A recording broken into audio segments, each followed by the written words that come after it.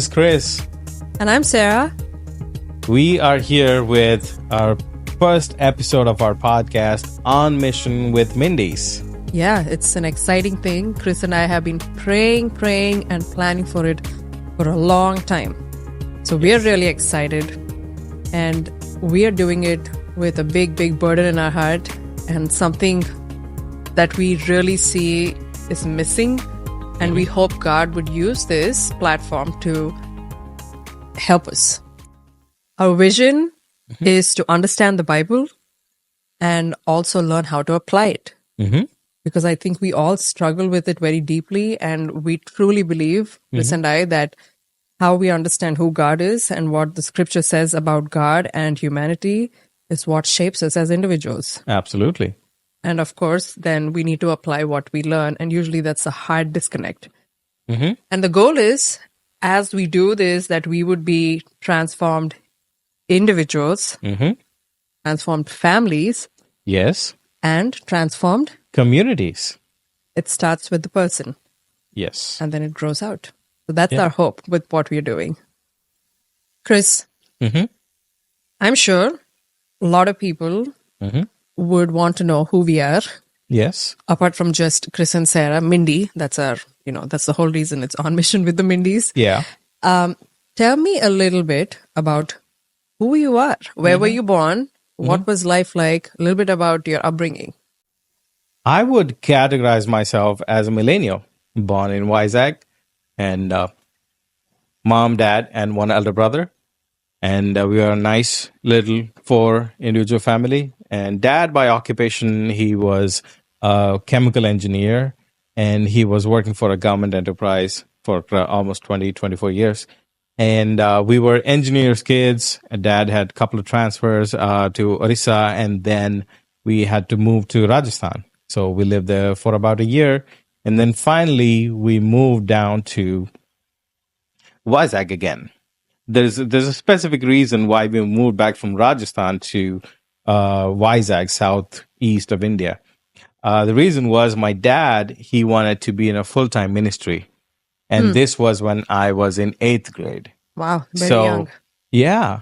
Overnight, we became engineers' kids to kind of like evangelist, pastor's kid at that point. That must have been a huge transition. Yes, it was in Indian context. Yeah. What was it like being a pastor's kid? I mean, you cannot do everything. There are 100 eyes watching you at any given time. And you are kind of like looked under a little bit of microscope, like wherever, let's say you're standing in front of a movie theater or something, they might misunderstand or misconstrue that you're going to a movie theater. It's not something bad, but it's just that because you're a pastor's kid, you are looked under from binoculars. Yeah. What was it like for you growing up? Because I know teenage years with that kind of outlook is very hard because we want to do fun things. And I'm sure you have some experiences of what that was like. Yeah. You cannot do all the things that you want to do, but you still do. You cheat, kind of. You bunk classes, don't go to college, and all that stuff. I made my share of bad decisions. So I had those kind of friends who bunk the classes and go look at city and enjoy beaches, because where we come from, there was a long stretch of beach, long coastline. It's a beautiful beach. Yeah, I did most of the kinds of stuff like teenagers do. Just bunk classes and then go out and have some fun, have a day at beach during class hours. So I did all that fun stuff. Yeah. That's good. That's good to share. No. So tell us, Chris, you were a pastor's kid. Did it really sink in what faith was or what your dad was doing? Because I'm assuming, coming from India, it would have been a more traditional environment when you talk about being a pastor's kid, right? So what was it like? And how did you understand faith in that kind of context? Faith was more of you do these things, more on the borders of being kind of legalistic, Right. not all the time, but it was almost all the time that you're a pastor's kid, you cannot do this. You're a pastor's kid, you have to do these things. And you cannot do certain things. Right. So, I mean, faith for me wasn't serious at that point. I was just living my own life, doing my inter college and then graduate college. And then I was doing all that stuff. The turning point came a little later. That means what I mean by that is I got serious later only when I hit my 20s. And that's when it got more serious because I was in a different phase of life, not making any more of those bad decisions or like bad choices like you would do in a teenage life. Yeah. So I hear you saying that there was a turning point. Yes. Do you want to share more of what that looked like? When did Jesus become real to you and why? I heard about Jesus, born and brought up in a Christian environment, Baptist faith, know a lot about Jesus. That means like head knowledge. Right. And it only hits you when you start to think like, what am I doing? What's my purpose? And that happened to me when I was working. I just started my IT consulting career and doing my technical recruiting, talent acquisition in a startup company in India. And it was a good place for me to learn what that industry meant and how do you see the opportunity and learn a lot of tips and tricks of the trade. Yeah. During those years, I got to think, okay, what am I doing? I started my work, had good colleagues, had good time with them, weekends, just chill. I got to see a lot of young students coming out of colleges, just moving along in that, how do you say, production line of just coming out of colleges, you just pursue your career. There is no time to pause. And there's no fault in them. It's just the culture that's true. around, and they cannot afford to stop. That's right. And looking at them, what happened was like, who would even say there is a way that you need to think about the meaning of life or the purpose of life? Right. And that was a kind of like, I would say, turning point for me. And that hit me like, what am I doing with my life? And all my life, I heard my dad's preaching and in the same environment around. That hit me like a ton of bricks. And then you get to sit and think, what am I doing? Yeah. Yeah. I think that deep sense of what is my purpose? Yeah. Is this all there is to life? I think that's a very familiar feeling for a lot of us. Yes. I think the underlying word would be meaninglessness. Even though you are a working career and all that, you're earning good at that time, that hits you in a different way. Yeah. So, Yeah. Chris, I hear you saying that, you experienced this moment of, okay, now what?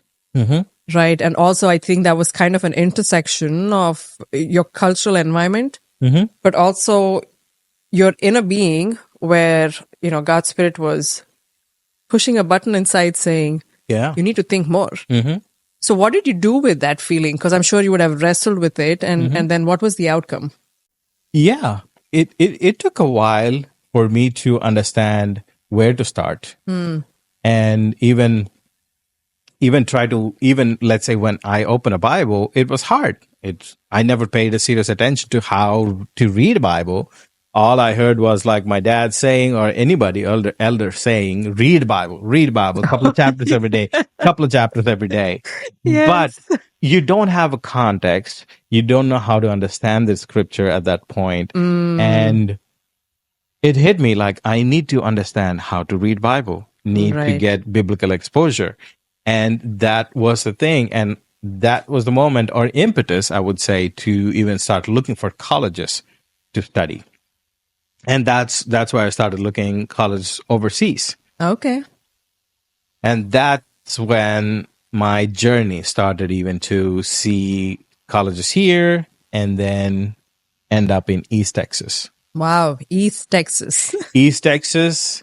And let me tell you guys, this is a small town. You would not have heard about this in anywhere else. It's Jacksonville, not Florida, Jacksonville, Texas. So it's south of Tyler, if you have heard about even that small town. And if you blink, you'll miss the downtown. I am sure. I am sure. Like, I remember when I met Chris and I was asking him, like, oh, where are you going to school at? Yeah. And he said, oh, it's in Jacksonville, Texas. And here I am, have no clue where it really was. Yeah. But Chris, how was your experience there? Because this is a seminary, Yes. a Bible college. For those of you who don't know what a seminary is, it's essentially where they teach you how to read the Bible Yeah. and understand it well. Mm-hmm. So, what was your experience like at that place? Because this is not only a cultural shift; this is a whole perspective shift. Yes. Yes. And let me tell you, for those of you who have not heard about BMA Theological Seminary, this is my honest plea that have a look at this seminary online. And this is a wonderful place for you to be educated, especially in biblical knowledge. And the professors, they go the extra mile to even sit with you and explain how to and answer questions when you have, not just only in the classroom. Those professors are there to invest in you so that you know the value of being invested in. Wow. Not just in the classroom, I can say this. There are individuals who are invested in the students who are studying there, and they take you out, sit with you, talk to you, and they pour into you. Right. But they teach you how to make disciples who make disciples in real world. They take you outside and they ask you to do things. Kind of And walk you through that. yeah, they will walk alongside us and walk through with that. And that was life changing. That was kind of like, never heard about it. So it was something new. And okay, I am progressing in something, Right. learning something, which is practical in a way. The two things that really impacted me as a student at BMA was this biblical literacy. What do I mean by that? I got to know how to read Bible and how to understand it in the context. And the other thing was preaching. Preaching in a way that you are not going out of context, but learning how to build a sermon and then preach from that particular text. And that was a true understanding for me as a would-be pastor at that point, or would be a graduate with master's in divinity. That was really a worth time in one of those classes that I got to learn. Yeah. So I'm sure, like, as you were learning, there's a growing desire Yeah. of how to use those tools. Yeah. Right. And I know that while we are at seminary, so much changes. Like, God is shaping, chipping, Absolutely. correcting, making us grow. So as you were learning, what kind of desire was created in your heart? Which direction did you feel like God was nudging you? That's a wonderful question. When I came to United States to get my theology or theological education done at in East Texas at the seminary, my goal was to just get a biblical exposure, understand, and be equipped, and then go back. At least that was my understanding, and I was open about it. Not even a thought about like this has to be this way, and that helped me a lot in the sense not being tunnel vision, but I was open where God was about to lead me. while I was studying, and one of my good brothers, he encouraged me. He just said one line, "Hey, what are you thinking?" And I said, I'm open about where God is leading me.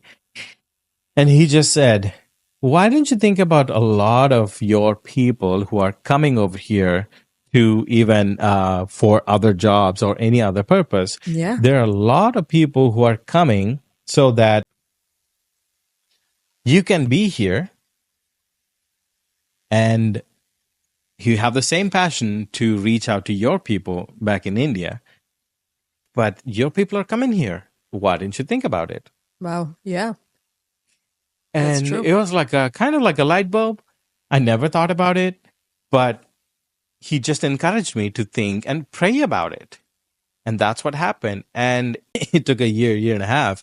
And during this time, and I was meeting a lot of people, and they evaluated me like, okay, you say you have a passion. Let's see what spiritual gifts you have. That's right.